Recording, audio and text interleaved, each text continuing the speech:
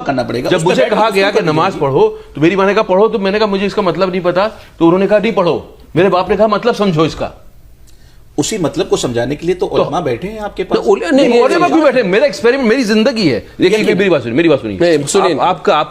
आपकी पोस्ट है गाइड करना लोगों को, लेकिन एक ऊपर वाले ने आपको जिंदगी दी है, उससे आप खुद तजुर्बा करते हो। यकीनन मुझे कोई मीडिएटर नहीं चाहिए। ऊपर वाला और मेरे बीच का रिश्ता मेरा पर्सनल है, मैं जानूंगा उसको। और ये हमारे जिस रिलीजन, सारे रिलीजन खुले हुए हैं, मैं सबके थ्रू जानूंगा कौन लोग हैं जो उनको सुनिए आप रहे हैं, बात सुनिए। कौन लोग हैं जो उनको बता रहे हैं कि तुम ये ऐसे बम बांधो और इनको उड़ा दो तो आप जन्नत पहुंच? कौन लोग हैं वो? चंद हैं, जवाब चंद लोग हैं। इस बात को जाना पड़ेगा। लेकिन उन्होंने बहकाया है ना, तो गुनाह करने वाले आम लोग गुनाह कर सकते हैं ना। उससे बदनाम कौन हो रहा है? हमारा काम है उससे बदनाम किसको कर रहे हैं? हमारा काम है। एक मिनट उससे बदनाम वो क्या कह रहा है? उससे वो खुद बदनाम हो रहा है करने वाला। नहीं खुद पूरी दुनिया में अपनी दुनिया और कुरान ये कहता है ऐसा गलत करने वाले। मैं अगर मुसलमान हूं, मैं किसी के पड़ोस में जाता हूं तो मैं चाहता हूं। अरे यार बात तो सुन लो मेरे भाई, बात तो सुन लो। आप कुछ बैकग्राउंड लोगों को बैकग्राउंड म्यूजिक के लिए बुलाते हैं। अरे सुन तो लीजिए आप, commenting before with a raw knowledge. आप सुन तो लीजिए। एक अगर एक लोग मिलके जो है एक रिलीजन को बदनाम कर रहे हैं, तो अगर आपको समझ है तो आप उसको डिफेंड करेंगे नहीं करेंगे? हमें डिफेंड करना चाहिए नहीं करना चाहिए? हमारा मजहब तो नफरत करना नहीं सिखाता। वो किया जा रहा है, बहुत खुल के किया जा रहा है। लेकिन सुनने वालों के कान भी खुले हुए होने चाहिए। अगर डेलिबरेटली कोई सो जाए तो आप उसे जगा नहीं सकते हैं। कौन? लेकिन जबरदस्ती जगाने की कोशिश करेंगे तो लेकिन पहले तो आदमी खुद जागेगा तब तो जगाएगा। ज्यादा मुफ्तियों ने फतवा दिया। अगर आदमी खुद ही नहीं जागा तो दूसरों को कैसे जगाएगा? सुनने को तैयार हुआ है। क्या है कि वो एक कोई भी आयत जो है उसके अलग अलग इंटरप्रिटेशन है। मैं आपको ऐसा इंटरप्रिटेशन बताऊंगा जो कि बिल्कुल ही संकीर्ण है, जो बिल्कुल नैरो है। एक उसका बहुत खुला हुआ इंटरप्रिटेशन है जो कि हार्मोनियस है, जो कि पूरी ह्यूमैनिटी के लिए है। वो सिर्फ एक मजहब के लिए नहीं है, वो पूरी ह्यूमैनिटी के लिए है। मैं उस इस्लाम को मैंने समझा। मैं आपको अभी I think religion is for self discovery, and unless and until you do self discovery there is no God. This is my personal opinion, and मुझे किसी का सपोर्ट नहीं चाहिए। मैंने अपनी ओपिनियन बोली है, मैंने अपनी नीयत मुझे पता है, मेरी नीयत मुझे पता है। That's my stand. दिवाली में अली क्यों आता है, रमजान में राम क्यों आता है? कि दिवाली में अली क्यों आता है, रमजान में राम क्यों आता है? तुम इंसान हो, इंसानियत निभाओ ना, ये मजहब का नाम क्यों आता है? कोई एक आदमी आता है, वो कुरान शरीफ की आयत का एक मतलब बताता है, दूसरा आदमी दूसरा मतलब भी बता सकता है, तीसरा आदमी तीसरा ही बता सकता है। ट्रांसलेशन की मैं आपको एग्जांपल दे दूं कि एक ही चीज को कितनी अलग अलग तरीके से इंटरप्रेट कर दिया जाता है और उससे लोगों को बलगलाया जाता है, उससे लोगों को गलत रास्ते पर डाला जाता है। लेकिन आप तो समझदार हैं, कंट्रोल किया जाता है। अक्ल सलीम अल्लाह ने आपको दिया है, हर एक इंसान को अल्लाह ने अक्ल सलीम वो है जो आपके पास अल्लाह की तरफ से दी हुई है। आप उसको सामने लेकर के बैठ जाए कि ये हमारे लिए गलत है या सही है, डिसाइड करने आपके पास है कुरान और हदीस के साथ। लेकिन कुरान और हदीस के साथ उससे हट के नहीं। एक सबसे बड़ी बात मैं कहना चाहता हूं, सबसे जो मुझे लगता है, मैंने जिंदगी में समझा है। मैं कुछ दिन पहले तक, कुछ सालों तक मैं कहता था अपने बच्चे को I am proud of you baby, but मैंने वो शब्द को इस्तेमाल करना बंद कर दिया अपनी जिंदगी में। क्योंकि जहां मैं कहता हूं I am proud of this, I am proud of this, I am proud of that, मैं अहंकार को बीच में ला रहा हूं, मैं गुरूर को बीच में ला रहा हूं। बिल्कुल मैं कभी भी, मतलब इसीलिए मैं उस लफ्ज को मैंने अपनी डिक्शनरी से निकाल दिया है। मैं अपने बच्चे को वो लफ्ज का बार बार उसको कहना नहीं चाहता, ना ही उसको एसोसिएट करवाना चाहता हूं। गुरूर, तकब्बुर किसी भी चीज पे वो ठीक नहीं है, वो गलत रास्ते पे ही लेके जाएगा। वो ये बोल रहा है कि जिस पे मैं गुरूर कर रहा हूं वो बड़ी है, बाकी सब छोटा है। मुझे नहीं सिखाया, मेरे इस्लाम ने मुझे नहीं सिखाया गुरूर करना। अगर कल इरफान भाई कहने लगे कि मुझे शराब पीना मेरे लिए जरूरी है और शराब को हराम नहीं होना चाहिए, तो क्या सारी दुनिया तो मैं इस्लाम का सहारा थोड़ी लूंगा उसके लिए? आप जवाब दें तस्लीम भाई, मैं उसका इस्लाम का सहारा थोड़ी लूंगा, वो मैं ओनस अपने पे लूंगा।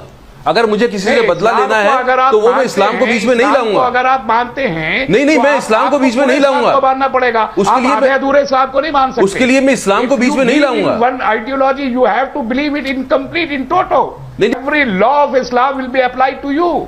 If you will consume alcohol, being a Muslim, admitting that you are a Muslim, that you are punishable. मेरे लिए मैंने जितना इस्लाम मैं मुस्लिम हूँ, वो तो आप डिसाइड कर सकते हैं कि मैं मुस्लिम हूँ कि नहीं हूँ। मैं पैदा हुआ था इस फैमिली में और जितना मैं समझ, I have no right to decide. नहीं तो फिर आप तो पूरा लॉ बता रहे हैं कि मेरे पर पता नहीं क्या क्या कितना इल्जाम लग जाएगा, मुझे सजा हो जाएगी। I'm just quoting an example. I'm just quoting an example. If any Muslims come out and consume alcohol, it is forbidden in Islam. And nobody on earth can. तो अगर कोई कंज्यूम कर रहा है, not be forbidden in Islam. Islam has to be applied in toto, not in particles. कैसे होगा apply वो? Islamic nation बनेगा तब कहां होगा वो apply? It's not that. Wherever there is Islamic law, it's a crime under Islam. हाँ, तो मैं उसको जस्टिफाई नहीं करूंगा। I'm just putting an example that you cannot evade. And Muslims all over the world, if they believe in Islam, most of Muslims. No. I think common sense की बात कर रहा हूँ कि आपकी जब शादी हुई तो आपने रिटर्न एक हुआ जी, हमने लिखते हैं ना, रिकॉर्ड में लिखते हैं ना, काजी साहब आते हैं, तो ये जब आप जुदा हो रहे हैं तब वो क्यों ना हो, तब रिटर्न क्यों ना हो? कॉमन सेंस की बात है कि आधी जमी पे नाम हमारा आधी पे तुम्हारा कर दिया, कि आधी जमी पे नाम हमारा आधी पे तुम्हारा कर दिया, क्यों केसरी हमारा और हरा तुम्हारा कर दिया। अब तो समझ जाओ बेवकूफो, धर्म के नाम पे कुछ लोगों ने इंसानियत का बंटवारा कर दिया। कुर्बानी करते वक्त आपका दिल दुखता है, आपके अंदर आपका सबमिशन का एक सेंस होता है, आप सबमिट करते हो टू ऑलमाइटी। अगर वो सेंस जाग नहीं रहा है तो क्या कुर्बानी करना से आपकी सोल पे कोई फर्क पड़ेगा? मैं ये पूछ रहा हूँ सवाल। कहना चाह रहा हूँ कि हर रिलीजन में जो भी रिचुअल है उसके पीछे बड़ा पर्पस है, उसके पीछे आदमी की, इंसान की सोल की पॉलिश करने के लिए है वो, ताकि आप दोबारा उस चीज को समझ सकें और वहां तक जा सकें और अपनी आत्मा को जगा सकें। रिलीजन जो है लिबरेट करने के लिए आया है, इंसान को लिबरेट करने के लिए आया है, उसकी आत्मा को समझना ही, अपने आप में उस तक पहुंचना ही पूरी जिंदगी लग जाती है। हम सिर्फ जब रिचुअल में बंद के रह जाते हैं तो उसका कुछ असर नहीं होता है। मैं ये कह रहा हूं कि उसके असली पर्पस को जानो और वहां तक पहुंचने की कोशिश करो। No. Says it's your direct relationship with him. It is between God and God. Between you and him. Yes. और वो तुम्हारे साथ है। No. और मेरी जिंदगी है उसको टेस्ट करने के लिए। हुआ जो इंसानियत का ना हुआ वो खुदा का क्या होगा, जो इंसान का ना हुआ वो भगवान का क्या होगा। There was one dialogue in my film, Life of Pi. Please, if you have time, I'll say that. The Pi says, faith is a house with many rooms. Many rooms. The other person asks him, there's no room for doubt. He says, plenty. In every floor. Doubt is a useful thing. It keeps your faith alive. Unless and until you test, your faith is not alive. That is what I test. I test my teachings and I experience myself, and that's how you work on your soul. कानून शरीयत के तहत अगर उस जिंदगी को हम गुजारते हैं तो ज्यादा बेहतर है। आपने यकीनन बहुत अच्छी तरीके से दुनिया को समझाया है। और इस बात में थोड़ा सा जुमला कहना चाहूंगा, एक छोटा सा सेंटेंस अल्लाह उसके रसूल के कलाम से, कि यकीनन आपका ताल्लुक अपने रब के साथ डायरेक्टली है। मेरे पैगंबर ने कह दिया है कि नहनु अक़रबु इलैहि मिन हब्लिल वरीद, तुम्हारा रब तुम्हारी शहरक से ज्यादा करीब है। लेकिन उसी रब ने हमारे सामने कानून दिया जो रसूलुल्लाह ने बताया है कि इस पर अमल उसको समझने के लिए मुझे कोई चाहिए नहीं, कुरान चाहिए ना, वो मैं समझूंगा। यकीनन इस्लाम किसी को गुरूर नहीं सिखाता है। यहाँ पर सिर्फ एक छोटी सी बात यह है कि आपकी जिंदगी जीने का सलीका आपके पास अल्लाह ने यकीनन दे दिया है, हर एक इंसान को सौंप दिया है। वो बस ये कि हमें जिंदगी जीने की एक किताब दी है, हम उस किताब की रूह से चलें, हमें किसी की सहारे की कोई जरूरत नहीं है। इस चीज को आप अच्छी तरीके से समझते हैं और आपने दुनिया के सामने आज वाज़ेह भी कर दिया है कि हमारा इंटेंशन ये नहीं था कि कुर्बानी ना करो, लेकिन आपके जो लास्ट बोल थे उस दिन जो इंटरव्यू के अंदर में कि सिर्फ 2 बकरा लाकर कुर्बानी कर देने से कुर्बानी नहीं होगी, ये जुमले थे। आप इसको ध्यान दें, आप चाहें तो सुन सकते हैं। मेरे पास है कि लास्ट 2 बकरे मार्केट से लाए और सुबह पे अंदर दर्द होना चाहिए। आज एक ऐसा जानवर जिसको आपने साल भर पाला और फिर कुर्बानी की, वो ये कह रहे थे कि जाके खरीद सुबह लेकर के आए और कुर्बानी असल तरीका वो ठीक है क्या? वो तरीका ठीक है, कुर्बानी लाकर वो तरीका ठीक है, बिल्कुल कर सकते हैं। नहीं कर सकते हैं, नहीं करना चाहिए। नहीं तरीका जो है उससे सवाब मिलेगा, मुझे बताइए। सवाब मिलेगा अगर आप बाजार से लेके गए लाके खरीद के लाया, आपने कुर्बानी कर दी, कुर्बानी के दिन, वो सवाब मिलेगा, बिल्कुल मिलेगा। मैं समझना चाहूंगा। हाँ, समझना चाहिए। मैं इसको थोड़ा सा वाज़ेह लफ्ज़ों में समझाना चाहूंगा। बहुत साफ सुथरा कुरान मुक़द्दस में हुक्म दिया कुर्बानी करने का।